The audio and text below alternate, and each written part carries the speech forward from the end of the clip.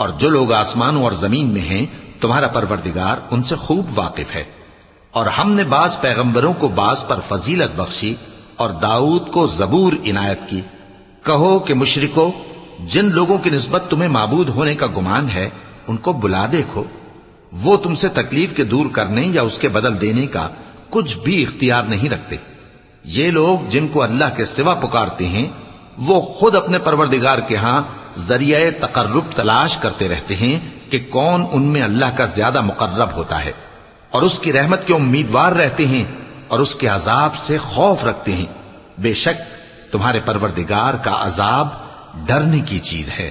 اور کفر کرنے والوں کی کوئی بستی نہیں مگر قیامت کے دن سے پہلے ہم اسے ہلاک کر دیں گے یا اسے سخت عذاب دیں گے۔ یہ کتاب یعنی تقدیر میں لکھا جا چکا ہے، اور ہم نے نشانیاں بھیجنی اس لیے موقوف کر دیں کہ پہلے لوگوں نے اس کی تکذیب کی تھی، اور ہم نے سمود کو اونٹنی نبوت صالح کی کھلی نشانی دی تو انہوں نے اس پر ظلم کیا، اور ہم جو نشانیاں بھیجا کرتے ہیں تو ڈرانے کو۔ اور جب ہم نے تم سے کہا کہ تمہارا پروردگار لوگوں کا احاطہ کیے ہوئے ہے، اور جو منظر ہم نے تمہیں دکھایا اس کو لوگوں کے لیے آزمائش کیا، اور اسی طرح تھوہر کے درخت کو جس پر قرآن میں لعنت کی گئی، اور ہم انہیں ڈراتے ہیں تو اس سے ان کی سرکشی میں اضافہ ہوتا ہے۔